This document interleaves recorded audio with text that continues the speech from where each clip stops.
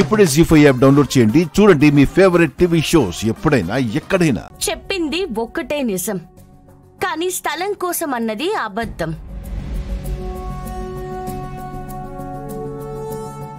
ఏంటి తెలిసిపోయిందన్న ఆలోచనలో పడ్డావా? నాకేం తెలీదు. దేవరాజ్ గారు అమ్మవారి విగ్రహం చేయించారని మీకు బాగా తెలుసు. విలువైన వజ్ర వైడూర్యాలతో ఆభరణాలు చేయించారని నీకు తెలుసు. వాటిని కాచేయడానికే మీరు వారిని హత్య చేశారని కూడా మాకు తెలుసండి. ఇది కూడా శిక్ష పెరగడానికి మరొక పెద్ద నేరమే అవుతుంది. పడిన శిక్షతో చేసిన పాపానికి ప్రాయశ్చిత్తం చేసుకుంటాను, దీంతోనే సరిపెట్టుకుంటాను అనుకుంటే వాటిని ఏం చేశారో ఎక్కడున్నాయో మీరు మాకు చెప్పాలి. నిజంగా నాకేం తెలీదు. సింహాచలం. అవి రాకపోతే ఊరంతా వల్లకాడైపోతుంది. జనాలందరూ చనిపోతారు. వాళ్ల ప్రాణాలు నువ్వు కాజేసిన వాటి మీదే ఉంది. వాటిని ప్రతిష్ఠ చేస్తేనే పార్వతీపురం నాశనం కాకుండా ఉంటుంది. ఆ ఊర్లో పుట్టి నువ్వు చెడే చేశావు. అవి ఎక్కడున్నాయో నిజం చెప్పి ఈ ఒక్క మంచి పనన్నా చెయ్యి.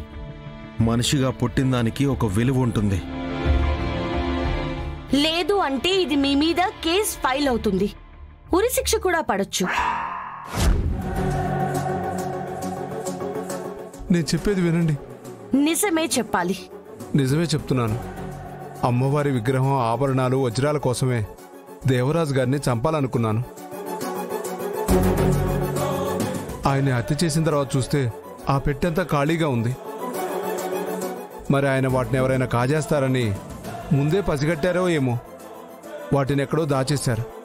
ఎంత వెతికినా నాకు దొరకలేదు. నిజమా?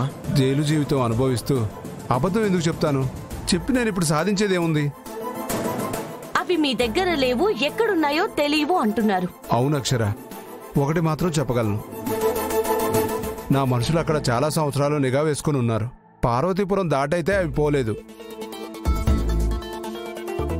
నేను వాటి గురించి ఎన్నో ఏళ్లు వెతికి వెతికి నా వల్ల కాక ఇక వదిలేశాను. ఇది నిజం. ఇంకెవరికైనా వాటి గురించి తెలుసా? బాగా గుర్తు తెచ్చుకొని చెప్పండి. మాకు చిన్న ఆధారం దొరికినా చాలా హెల్ప్ అవుతుంది. ఆ దేవరాజు గారితో ఒక స్వామీజీ ఉండేవారమ్మా. అమ్మవారి విగ్రహం, ఆభరణాల గురించి ఆయనకు కూడా తెలుసు. అతనేమన్నా దాచాడేమోనన్న అనుమానంతో కూడా ఆయన గురించి కూడా బాగా వెతికామమ్మా. ఎక్కడున్నాడో ఏమైపోయాడో తెలియలేదు. వెంకట్రావు గారు కూడా స్వామీజీ గురించి చెప్పారు కదా అక్షర. తప్పకుండా అతనికి తెలిసి ఉంటుంది. అతను దొరికితే మీరు ఊరిని కాపాడొచ్చు. అంతవరకే నాకు తెలుసు. సరే, మీరు చేసింది తెలిసింది చెప్పినందుకు థ్యాంక్స్.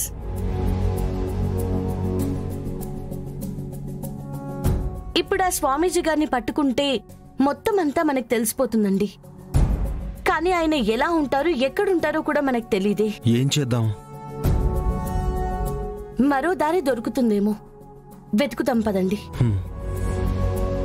జీ5 యాప్ డౌన్లోడ్ చేసి అన్ని ఎపిసోడ్స్ పూర్తి ఉచితంగా చూడండి.